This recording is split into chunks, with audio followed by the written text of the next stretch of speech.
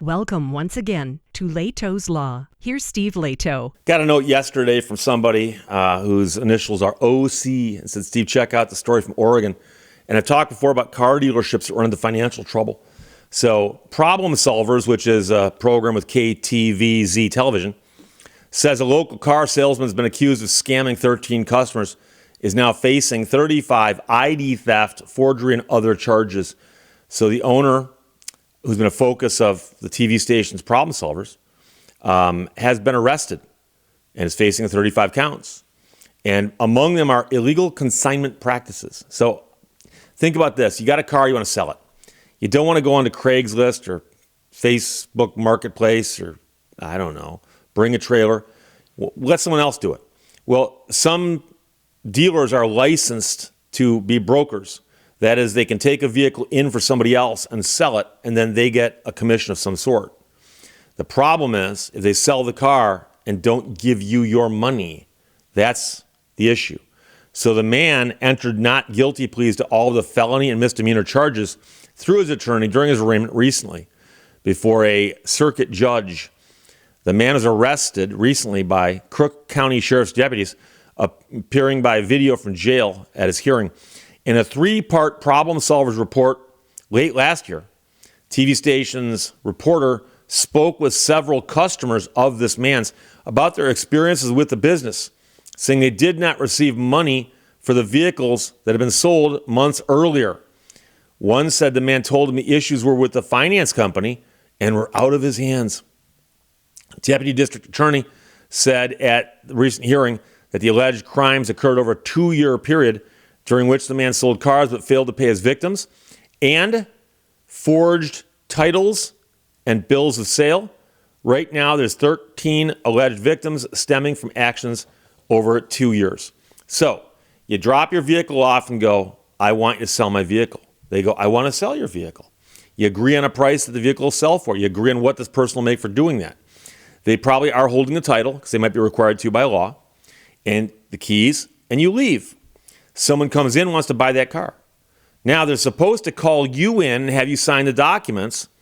This person then drives off with the car, pays the money, and then you guys divvy it up. But of course, if the guy doesn't call you in, well, that title got signed by whom now? And of course, you don't know your car sold, unless, of course, you drive by and see it's missing from inventory. But apparently he did, they say, at least 13 times.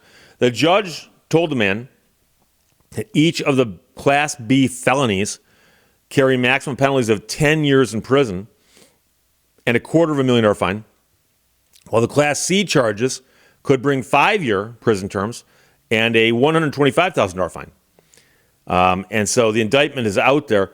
Interesting thing is whether those penalties, time-wise, would be stacked or end-to-end. So the judge asked the prosecutor if they calculated the total alleged losses, and the response was, it's well over $100,000. It also came to light during the court proceeding, as the man was asking for a court-appointed attorney, that he is in arrears in unpaid child support. And they alleged that was to the tune of $62,000. And so, I recently did a video about somebody who picked up an envelope with cash in it and got arrested because they didn't return it. They just drove off with it. And they were identified through their license plate, which had expired. And so if the person hadn't picked up that envelope, they wouldn't have gotten busted with the expired plate. Now, don't get me wrong. If this guy hadn't got arrested for this, they would still be chasing him for the unpaid child support. But when you're in court on other charges and you say, well, I'm financially strapped, I need a court-appointed counsel, they will ask you about your financial obligations. And it comes out with unpaid child support. Defense attorney for the man asked the judge that he be granted conditional release, saying he has no criminal history. But the judge said after reviewing the indictment, and due to the severity and number of charges, his bail was set at $50,000. But now he would be able to post 10% and get out, but he'd have to scrape the money up. He's also ordered that he have no contact with any of the alleged victims. So he's back due in court soon on a pretrial conference We'll see what happens, but that's a lot of charges. And the interesting thing about a situation like that is once it gets uncovered, it is very, very easy to unravel because there's a paper trail for every car that changes hands. And so there's going to be a title, apparently a bill of sale, and presumably there'd be payment to the former owner of the car. And if there isn't that, you got a problem. And if the title and the bill of sale don't have good signatures on them, that's a problem also. And I've mentioned before, and I've been dealing with car dealerships now for 34 years.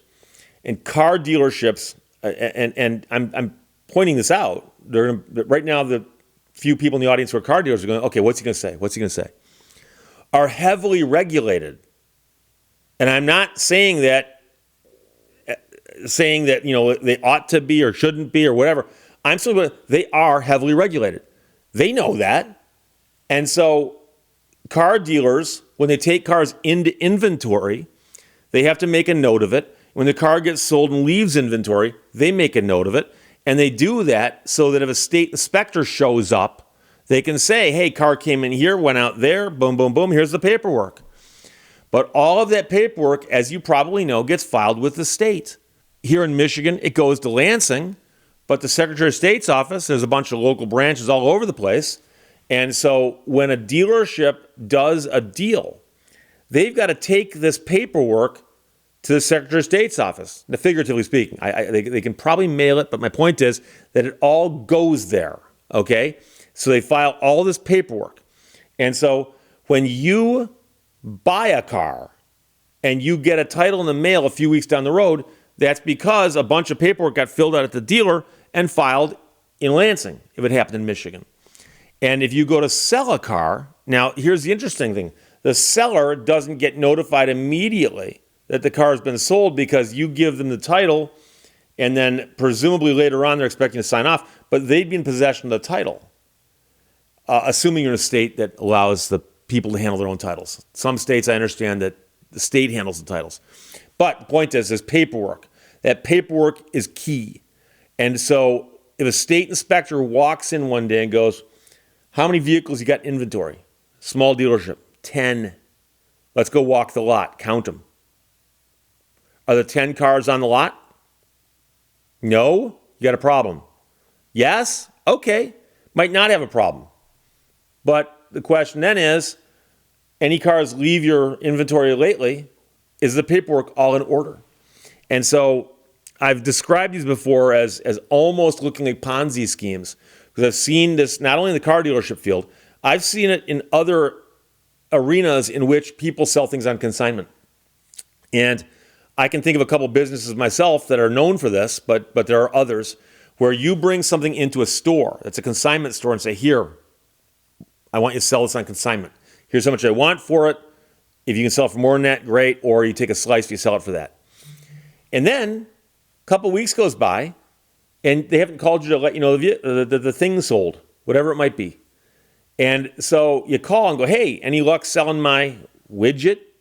No, sorry, no, not yet. A couple more weeks goes by, and I start to wonder, and one day you're driving by the store, and you walk into the store and go, hey, I don't see my widget. I dropped it off. Sold it 5 minutes ago. I was just about to call you. I myself have had that transaction where I took something to a store and sold it on consignment years ago. And I've had other people tell me identical stories. Just sold it, was just about to call you. And what often happens is they sell something, they got a bill to pay. They pay the bill, hoping that they can sell something else before you find out that your thing is sold. So it's a situation that occurs in many fields, not just cars. But with cars, it can be tricky because it's large sums of money. And quite often, let's suppose that you own a car, I'm making up numbers here, that has a value of $20,000. The car could sell for $20,000. And you say, I'm happy to sell the car for $20,000. But it has a lien on it for $10,000 with a bank. So you take it to the dealer and the guy goes, I can sell this for $20,000 all day long. You go, okay. So when the guy sells it for 20, the first 10 has to go to the lien holder, to get their name off the title. It has to. Otherwise, they can't. So you got to pay them. And then the leftover money, the guy can take a slice for himself, and the rest goes to you. I've heard of situations before where they've sold the cars and not removed the lien holder because the guy needed all the money, not just some of the money. And that, of course, is another problem altogether. But here, like I said, problem solvers discovered the dealership and the salesman is accused of scamming 13 customers. They say it's well over $100,000. And it's 35 counts of ID theft, forgery, and illegal consignment practices. OC, thanks for sending that. Questions or comments, put them below. Let's talk to you later. Bye-bye. Thank you for watching Lehto's Law. Facts are meaningless. You could use facts to prove anything that's even remotely true.